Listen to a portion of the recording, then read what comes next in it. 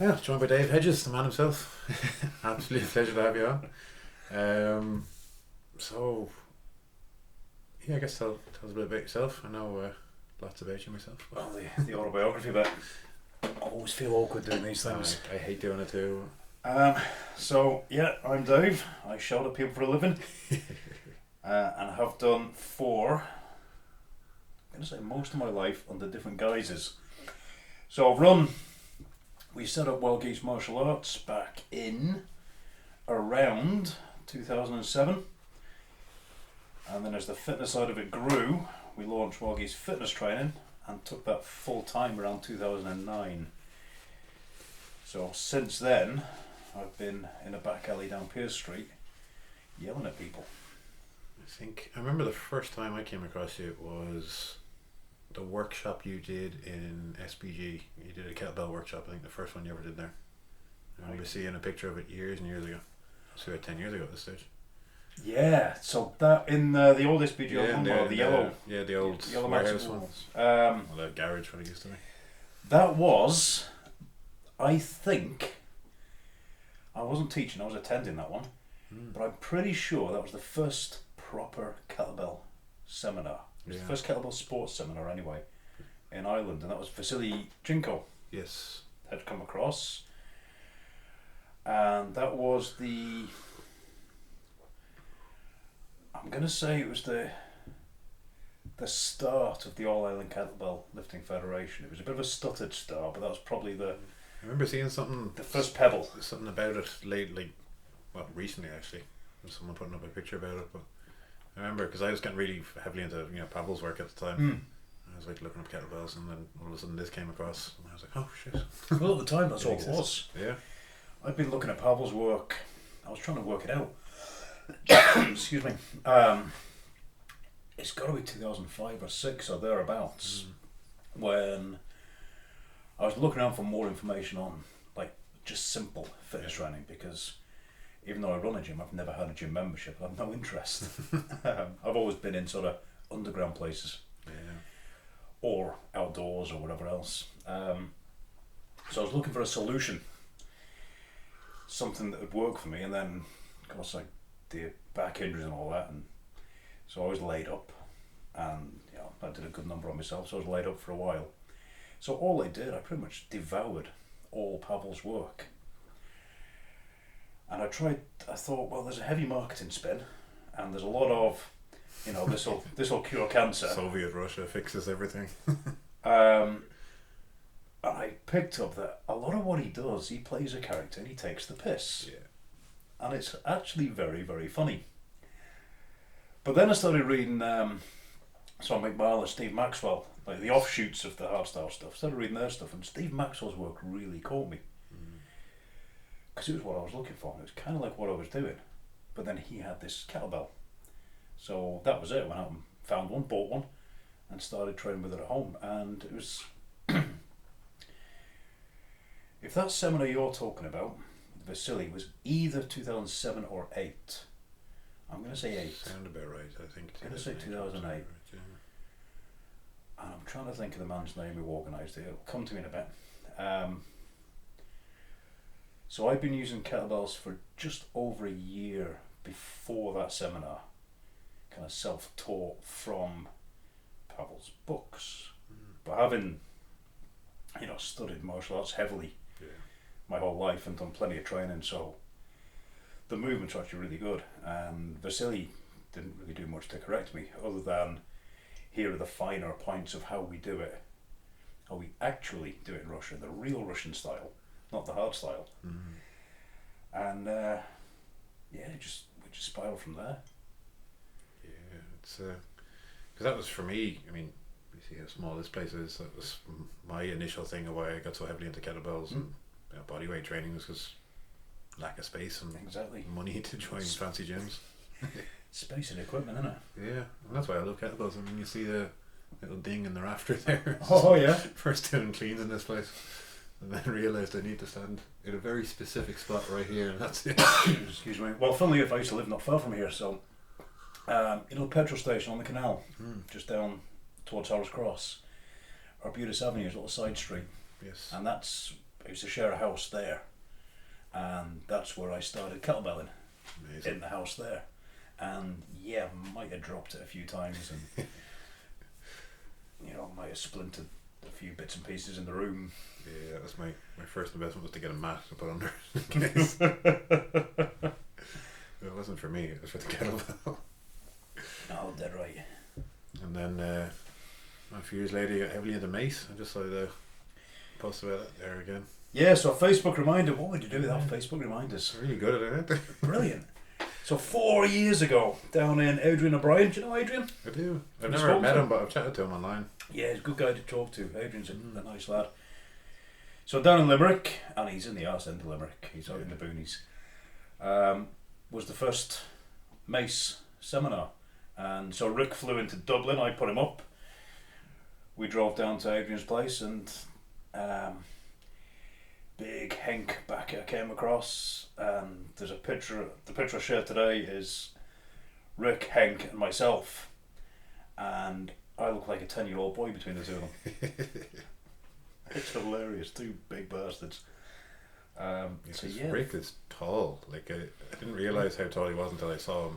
Like pictures of him next to people who I knew who were tall. And I was like, yeah, Christ, he's a big man. And that's coming from you. It must be your height, maybe even a touch more. Yeah, maybe from the look of it, maybe a bit more now. I've never met him in person, but just from seeing people I know next to him, I'm like. And he carries himself tall. Do you know what I mean? He's got a real proud stance, which is brilliant. I'd say the mace has maybe helped with that. I'd say. But I mean, what a great guy, and he said he might be coming back. Highly recommend him. Lovely fella. I'd put him up in my house again tomorrow. Funny story actually. That was 2004. No, it wasn't. It was 4 years ago. Sorry. What are we in now? 2015 then. Yes. So my youngest is 8 now, so you're doing about 4, isn't he? So Rick is sat at my table, like this. It's just kind of one room downstairs, and when we lived in that house, Rick is sat there having something to eat, and my youngest comes down, all 4 years of him, tiny little thing, and I introduced him. Alex, this is Rick. Rick, Alex, and how you doing? And Alex just look at him, goes, he's big, isn't he? Alex just looks him up and down and goes, can I fight you? You tell he's your son. Oh, priceless. So I've told Rick if he comes back, son number 2's ready for him. In 4 years training. 4 years training. Yeah, I mean that was one of the things that I guess kind of I'd known of Wild Geese just through the martial arts side of things for years, but then through your work, what really attracted me to it so much was because you had, and it's funny, I always say this to people, and then you never know how some people will take it, but I mean this is this is like, for me, is one of the highest praises I can give someone, is that your work is simple. Thank you. And I love that, because I mean, anyone who's not familiar with Dave, you have world champions in various different disciplines in your gym, as well as office workers and housewives and everything else in between, and everyone does the same stuff. Obviously, stuff tailored to specific needs at the end of the day, but it's all the basics. Get right first, and then work your way up. It's the only way. Yeah. When you do martial arts yourself, that martial arts mindset is you've got to get the basics, you've got to get the fundamentals. If you can't do a basic technique against an unresisting partner, you've no business doing it against a fully resisting partner. And you've got to build, and you always go back to those basics, don't you? Why should your strength conditioning be any different? Why can't you have that same mentality through it? Because fancy shiny stuff is cool. Because of fancy shiny stuff, which again is coming in all the jiu-jitsu kids with the YouTube. I mean, the martial arts kids, everyone wants to learn a spinning back kick before they get a jab right. Exactly, but then, after a little while, the shine wears off and they start seeing the value of the jab. Yeah. But no, it's simple. Why complicate it? Yeah. Life's complicated enough. Yeah, and I mean, you don't need much kit. I mean, that was like when I started training, I was like, oh, I gotta look at this kit and learn how to use this bit and this thing and that thing. Now I'm like, 2 or 3 bits of kit and I'd be happy. Like I wouldn't really want or need it anymore. I never had much. I was in the karate club, which, like most karate clubs, it was a rented hall. Yeah. So we were running about, we were doing push-ups, we were doing sit-ups, and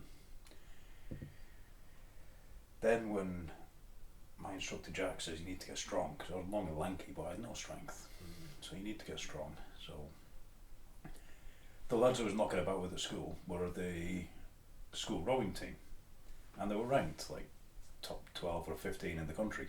This is in England. Mm-hmm. They did 2 gym sessions a week and all the rowing stuff and this and the other, so I thought, right, I'll ask them to ask their coach if I could go in and do the gym sessions. And it was the school gym. There was a big multi-gym, couple of bars, couple of Concept 2 rows, which are everywhere now. Yeah. But I mean, back then we had 2. Yeah. Yeah. We thought we were special. That's serious going. And it's only because we had a high level rowing team. That was it. That's what we started with. And all we really did were, obviously we did a lot of the rowing machine, or the ergo as we call it. Bench pulls, which would be a chest supported row, just lying across a bench. Yeah. Bar has to bang the bottom of the bench, otherwise it's a no rep. We did power cleans, we did leg press, we did pull ups, and then we did a circuit which was mostly bodyweight stuff. Do you know what I mean? And that's where I started from. And that would have been probably the best equipped gym I trained in up until we kitted out Wild Geese. And even, I mean, for most people who are used to commercial high street gyms and you go into Wild Geese, it's only really that back wall and to be honest, even what's on that back wall, most of those are kind of newer additions with the Indian clubs and stuff. Otherwise, there's not really a lot to look at as such. There's a stack of kettlebells, a couple of bars, enough weight plates for the bars, and then Indian clubs, maces. Yeah. But what gets used mostly is the kettlebells. Yeah. The bars come out for squats, deadlifts, high pulls. That's about it. And you have bells that go over 24 kilos. Yeah, 24 kilos is the start of the heavy bells. That was for me, like I visited so many gyms and bar my local one, and that's only because I knew one of the trainers in there who decided to bring his own bells to the place. Yeah. Most places to get over 12 is a nightmare. And then they're a couple like what more? Yeah, I mean they'll have dumbbells up to 50 kilo in a lot of gyms, but Yeah. the kettlebells you'd be lucky if you find a 16. Just madness. And you get loads of those like that 2 kilos and 4 kilos and all sorts of silly stuff. I had 4 kilo. Because what we did, because back then when we were starting out, the kettlebells weren't easily attainable. Yeah. Oh, I remember.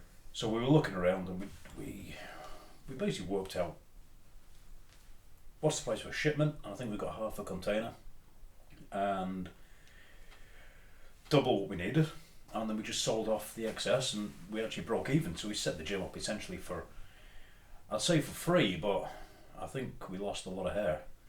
It was a bit of a pain in the arse, but we broke even setting up the place because we'd just gone in the shipment and sold off the excess.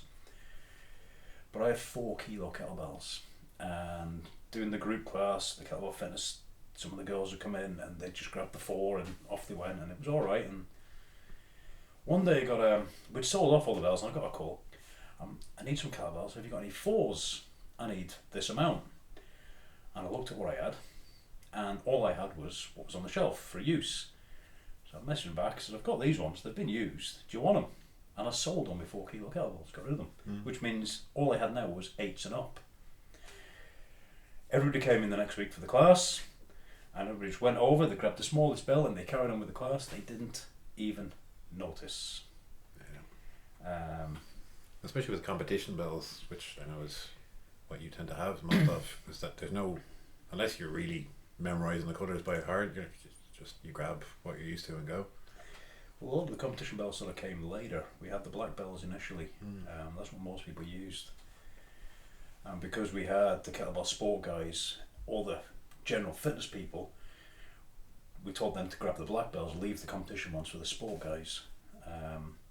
Now it's everybody kind of knows the score and everybody just grabs whatever's needed. Yeah. And they'll swap it around themselves. But yeah, back then it was grab the black bells. And the smaller people don't like the competition bells because they're big. Do you know what I mean? If you're a small frame, Yeah. they can be awkward to use. Yeah. It's true, I guess. Never had the problem myself. You wouldn't know well, would you? Yeah, it's. I mean, I love them, but like I say, it can be a nightmare to get in. And something that, I mean, once like I found myself, anyhow, once I've been training with them a few years, and it was just to actually get something a little bit more in weight, just to do certain stuff that I wanted to do, which is impossible. Like, yeah, and especially at the time to order the things, like you're saying. I mean, I remember.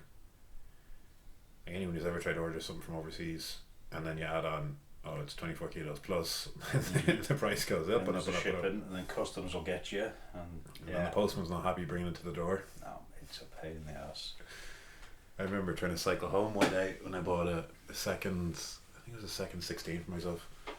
I remember putting it on the back of the bike and trying to figure out how to like cycle with the thing, and then just falling off and killing myself. I could beat that. Do you remember Pinnacle Gym? The name. Right, Pinnacle Gym was at the back of Camden Street. It was in the alleyway near Coppers. Oh yes. Right, and they sold up. It was actually Raw bought all the gear back when Raw set up. But Pinnacle Gym is where IrishLifting.com started. Right. Mick Keogh. I used to walk the doors with Mick. Uh-huh. He was a good lad, interesting character. But he set up the gym, and then he started his online sort of supply-in gyms, and that's who we got some more early kettlebells from. So I cycled from Pinnacle to Wild Geese. I don't think it was Wild Geese then, it might still be the Martial Arts Academy, I'm not sure, with 3 kettlebells. 2 in my backpack, there'd have been 12s and 16s, 2 in my backpack, and balancing one on the frame of the bike. I made it just about. Yeah, I remember the most awkward one I ever did was trying to go. I was on Bagot Street and I had a set of power. You might see him behind the washing there. A set of parallettes. Oh yeah. That thing. I literally had the 2, like the baguette straps, and 2 of those around my shoulders trying to cycle up the canal with this thing. Oh, the things you do. Oh, the things you do, all right. But sure, that's what makes life fun, isn't it? It is indeed. And I know, I mean, probably my biggest exposure to your work has actually been the books that you've written. The ebooks. Yeah, which highly recommend it. Everyone and anyone to check out, especially the fighting back, the one that you did. I mean, that analogy that you use in it of the posture versus the classic jiu-jitsu posture is just the jiu-jitsu. I mean, that's when I tell people. That's the one I get the most feedback about. Yeah. That seems to have straight away brain just goes, that's it. Because you hear chairs are killing you, office posture, text neck, all this stuff. But then you look at your actual training posture in jiu-jitsu, and what is it? You're actively pulling yourself, rather than the office posture is passive and you're just sagging into it. Jiu-jitsu, you're actively pulling into it. And I don't know how people miss that. It just seemed obvious to me. And the more I started thinking about it, I was like you say, you're pulling yourself into that, and then you're loading yourself in really awkward positions with 70, 60, 80, 100 kilos so jumping on top of you.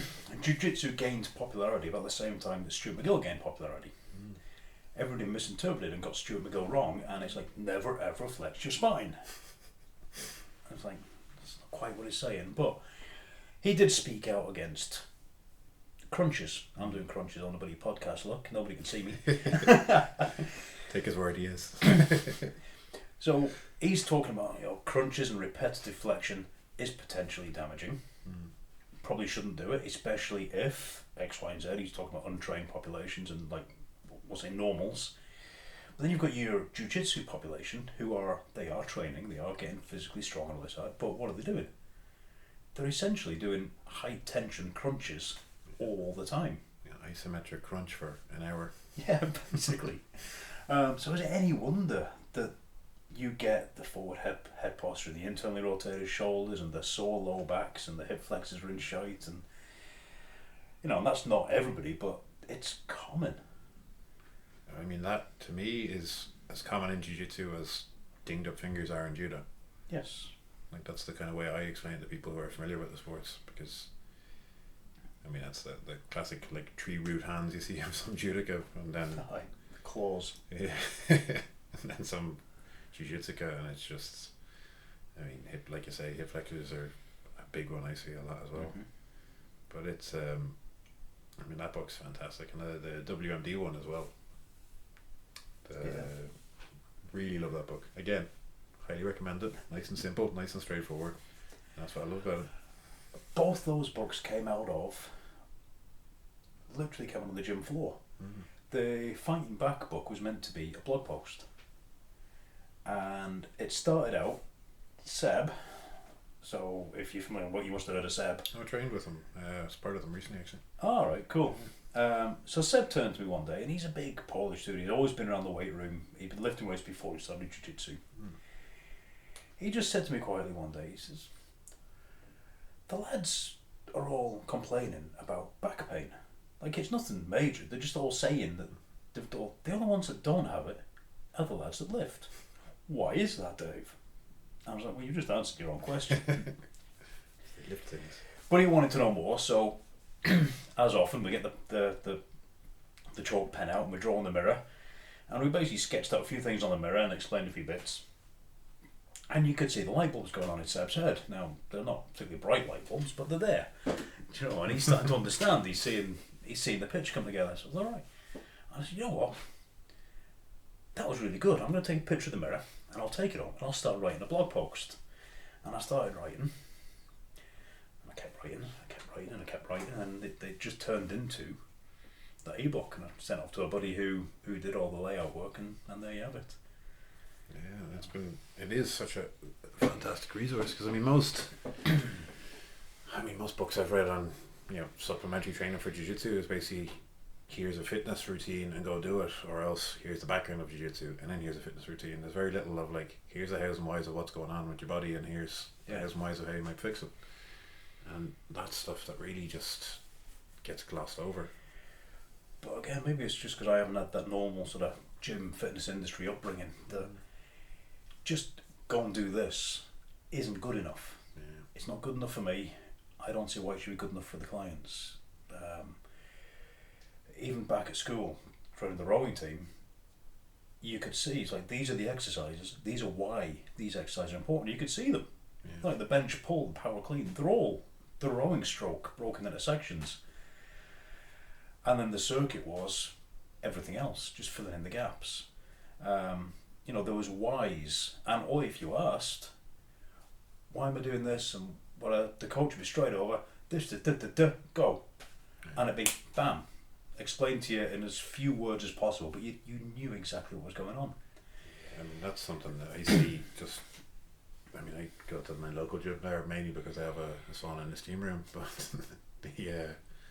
just that lacking of like, well, here's a sheet of paper, just do those things. That never sat with me. That's why I really kind of went on my whole martial arts journey. I remember being about 10 and asking my coach, like, learning karate at the time, and going like, well, what if he does this? And there wasn't an answer, and I was like, well, I need to go look at things then. Yeah. I was lucky there too, because Jack didn't have any front teeth. He had falsies, and he had scars, and his nose was all this, and he was brilliant, was Jack. But he grew up doing karate. Well, no, he didn't actually. He grew up bodybuilding. Local Goshen Jitsu coach, the legendary Bill Rankin, grabbed Jack. They lived near each other. Says, do you want to do something more productive with all that energy? So he started him on that, and then karate arrived.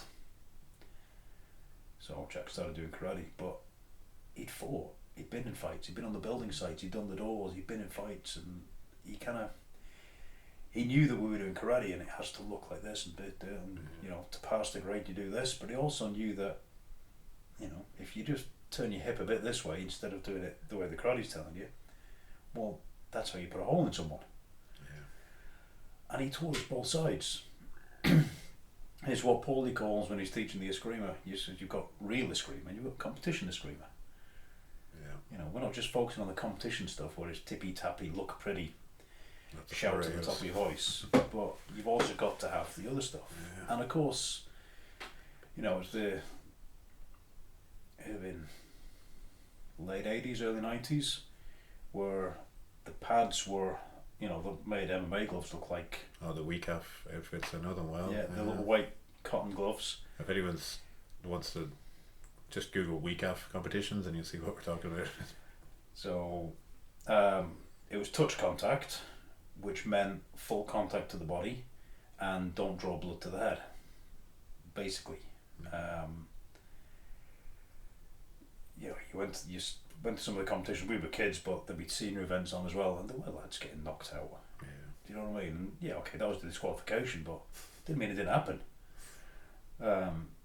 So as long as there was no blood drawn, it was more or less, you know, you get a warning, a slap on the wrist, but you get away with a few warnings. Mm-hmm.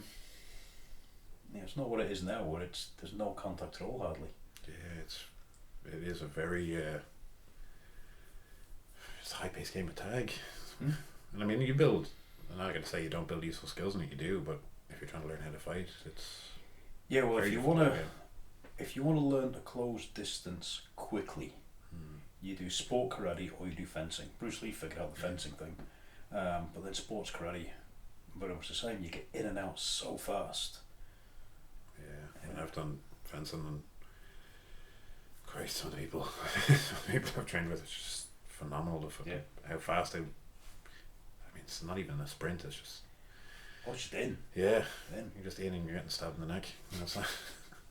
When Yuri came, Yuri was a Russian lad, living in Dublin for a while. He trained with me and Paulie in the eskrima.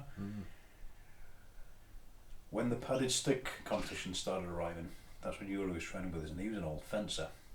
And as soon as we taught him to change angles and to get off the line, and in his fencing school they'd done some of the sabre just for interest, which is all circular movements, not the linear competition fencing, which was most of what he did. But his instructor also said, and here's historical fencing, so we do all these bits and pieces. So we'd experienced it. So we showed him the movement, the lateral movement and the circular stuff and that. And after a couple of sessions, the penny dropped. He said, oh, I remember my teacher saying this, and he did this. And he took me and Paulie to school. Just destroyed us. And we put him in a padded stick competition, and nobody could do anything to him. Just that fast. Yeah, it's funny, like you got into eskrima through Paul, was it? Like Paul, when you originally started? Yeah, on Leeson Street, yeah. No, when was that? Like when you first moved here? Or? When I very first came over, would have been about 2001. I was on Leeson Street with a CV in my hand, thinking I was on Baggot Street, looking for a hotel that was advertising for staff. And so instead of finding the hotel, I found Shane McNamee's Martial Arts Academy. Nice coincidence to walk into. Yeah, went in there, never did find Baggot Street. I started training instead of working, and I found the job a couple of days later. Nice. So, yeah, and that's where I met Paulie. And after a while, Paulie put a stick in my hand and said, right, come on then. Well, okay. And that was it, we just started battering each other. And yeah, I mean, some of the best stick fighters, I guess, that I've seen really have that sort of fencing-esque footwork.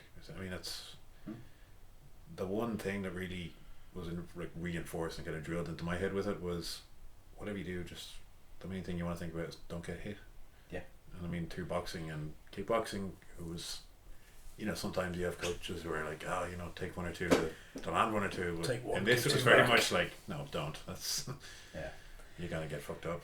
Yeah, that's fine when you've got the gloves on, but if it's, you know, the assumption with the eskrima, the assumption is always it's a bladed weapon or it's a sharp weapon, where any damage it does is serious. Yeah. You know, you'll take a bang of a stick. When my kids are playing hurling, they take a bang of a stick. Yeah. But you know, you put an edge on that and it changes things. I mean, even taking a bang of a stick. I mean, I've seen boys, and it's one of those things people say like, oh, you know, these are the defanging the snake thing. That, you know, you always hear that thrown about, and then you actually see someone like get a serious whack to the hand and then just drop to the floor, and you're like, all right, that's what they're talking about. Yeah. If that had been a bit machete or Geez, even a stick with a bit of a, an edge on it. We were at me and Paul were in the Philippines at the Dossi Paris headquarters. I saw that picture, that was phenomenal. Yeah. While we were there, the lads just turned to us and said, "There's a competition up in Manila. Do you want to go?" Yeah, what's going on? Oh, it's padded stick, and Pat O'Malley was coming over with the English team, and it was an international competition. I and Paul are like, "All right, we'll have a go." It's just the attitude we've always had. Yeah. So we went up to Manila, and it was a padded stick tournament. So, just for anybody listening, I am formally the third most dangerous man in the world with a padded stick. Ooh. Yeah. Pretty sure it was the open weight category I came third in. We won the crowd over anyway. Just the two Irish lads, and the whole place was chanting, "Ireland, Ireland." It was brilliant. That's amazing. But yeah, there were people there. There was a couple of people got their metacarpals broken off a padded stick. Yeah, I mean, I've seen it off rattan a lot of times, and even the one that, like, I shouldn't, it's not. Oh, I laugh at it, but when you see it, it is kind of comical. You hit that, I forget the name of it, but the nerve right in the back of the knee. The amount of times I've seen boys get hit by that, and they're like, "Oh, I'm fine," and then they just get the Bambi leg, and then slowly, it's like, "Nope, I'm done." Yeah. I mean, I just absolutely have such a love for a screamer and stick fighting. Like, it's a very different ball game. But like you say, it's as one of my coaches said, there's the martial arts and crafts version of it, and then there's the actual fighting version of it. Yeah. And it's they're two very, very different things. Yeah. With my time at the minute, just where my schedule is and the family and all that, I've no time for usually the arts and crafts version. Yeah. So yeah, I'll just hit the rope, hit the tires. Same with my empty hand stuff. It's just hit hard, just a very, very simple stuff. I mean, that's the first lesson I was taught, and the first lesson I ever teach people is if you can hit someone hard and often, you're gonna do pretty well. Yeah. It's as simple as that. Pretty much. So speaking of hitting hard and often, I know you're working on LiftBJJ. LiftBJJ, yeah. So again, Peter. Yes. Jungle BJJ. Peter and Sylvia's missus, they started out actually in the Jiu-Jitsu club in Walgeese a lot of years ago, before they went off and started doing their own thing. So I've trained them on and off for years. So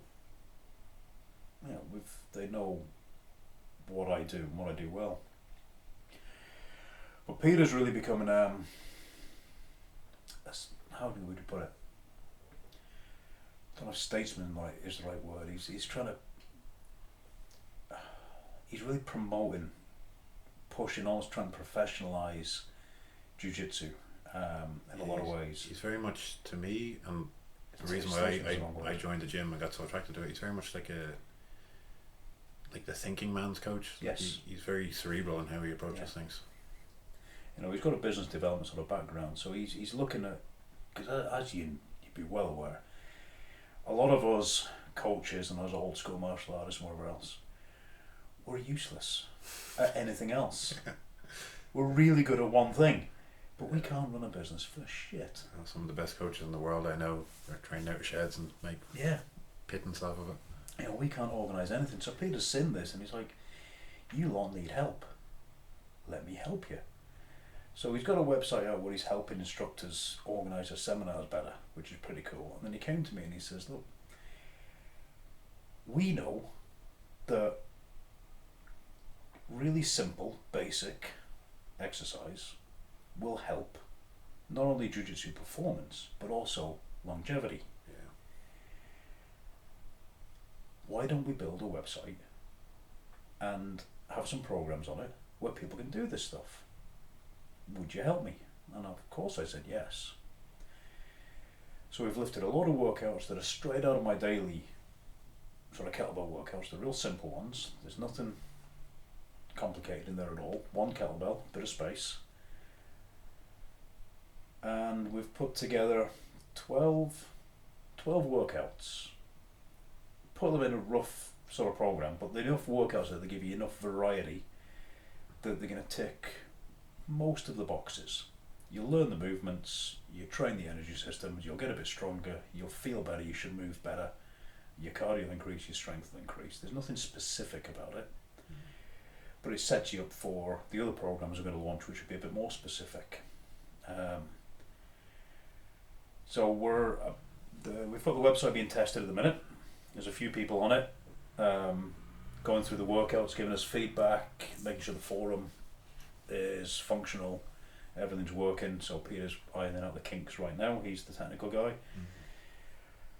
We've got, like I said, the 12 kettlebell workouts are there. We've filmed videos for 3 levels of just pure bodyweight training. So this is aimed at people like yourself, myself. You know, we're starting out training either in our homes or even in the corner of the jiu-jitsu school. Let's be honest, for a lot of jiu-jitsu practitioners, the poor young fella who can't afford a gym, Exactly. on top of their training. Exactly. So, you know, you're in your backyard, you're in your bedroom. So we've got a bodyweight only, no equipment, not even a pull-up bar, right? Just a bit of floor space. We've got single kettlebell stuff, and then we'll go into the more involved stuff a bit later on, where you will need you might need a barbell, or you need a selection of kettlebells. But right now we're at just the ground level, the grassroots kind of stuff. And yeah, it's just that if you take up jiu-jitsu as a kid, you're probably going to be alright. You're bendy and you'll learn and you'll move, and you're probably going to be alright. If you're coming to jiu-jitsu as a 30-year-old or more guy who's sat at a desk for the last 15 years and hasn't done a whole lot, you're going to struggle. You know, and these are the guys who are getting hurt, and they're doing great, and then all of a sudden, oh, my back's gone, or my hips hurt, my knees sore, and you never see them again. Whereas I think that's avoidable with a bit of other stuff. Even if it happens, you can do the things to remedy it. Well, yeah, there's that as well, but I mean, you know, they all say prevention's better than cure. 100%. And you can't prevent injury, but you can mitigate the risk. Yeah. And if a body is just poorly prepared, it's more likely to get injured. So why not do some of the preparation work?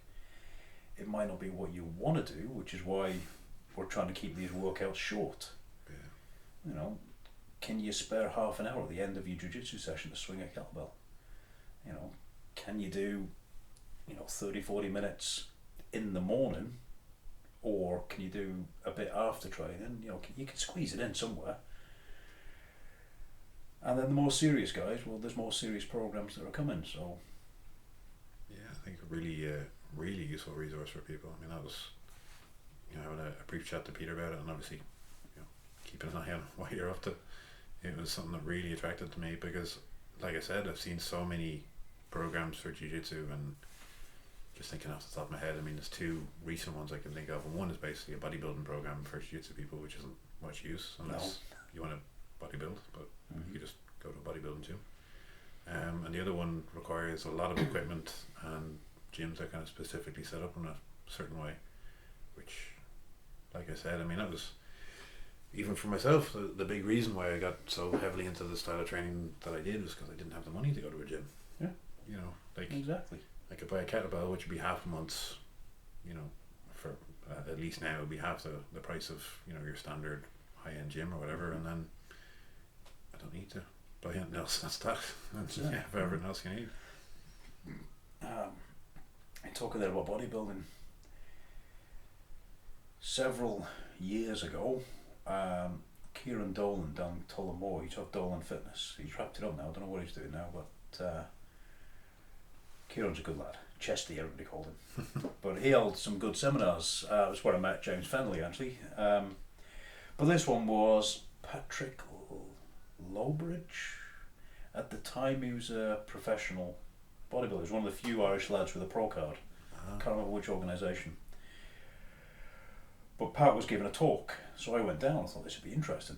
Bodybuilding's not my thing at all, but you can always learn something from everybody. And he was giving his talk and his training stuff, and I was like, yeah, that could be useful, and this is good, and just listen and chat. And then at the end, it was just a free sort of Q&A chat and this and the other, and a bit of a break. And he just said to me, "What is it you do?" Because I don't look like a bodybuilder. He said, what is it you do? I said, well, I train a lot of martial arts guys, a lot of this, a lot of that. And he went, oh, right, yeah. So the training I do would be no use to you then.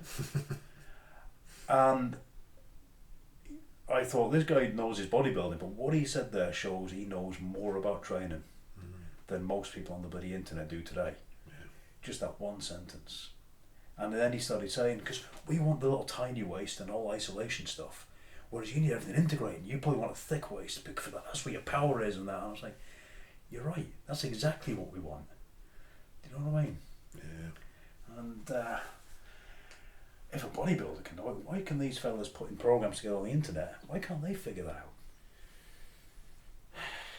I think, I mean, obviously generalization here, but from what I've seen from a lot of people, and even just working with other coaches, and even seeing it from people who've come to me, is that people get very dogmatic about this is the best way to train, and that just gets on my tits like nothing else, because there isn't. I mean, there's a better way for each person and what they need, but that's it. Yeah. There's no, I mean, you just said, I saw you recently saying about queuing for people. I thought that was fantastic. Which one, sorry? You were talking about cues for people. Yes, And said, no two people are going to have the exact same cues, and it's, they're not, as they shouldn't have, and they shouldn't, because, I mean, I remember talking to a friend of mine, Kate, recently about this, and she just said what works for most people when she's given cues, or she just cannot work for her. Yeah. She needs a completely different set, and then, I mean, why should your training be the same? Dead right. I was think teaching a workshop a while ago. I think it was a kettlebell workshop, and mixed group. And I knew some of the guys, didn't know all the guys. And one lad I knew had done a lot of jiu-jitsu. One fella I knew he's ex-army, he's a scrapper, he's a doorman, he's done a bit of everything. And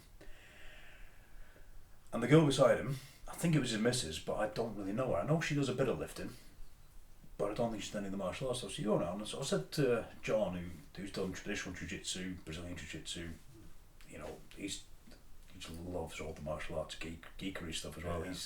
He's got his collection of swords and that. Lovely fella. I said, so it's like you're pulling into a throw, and he went, what, like this? And then he grabbed his belt and boom, perfect clean. So went to Dave, the doorman fella, and I says, you want to back elbow somebody? And he went, boom, perfect clean.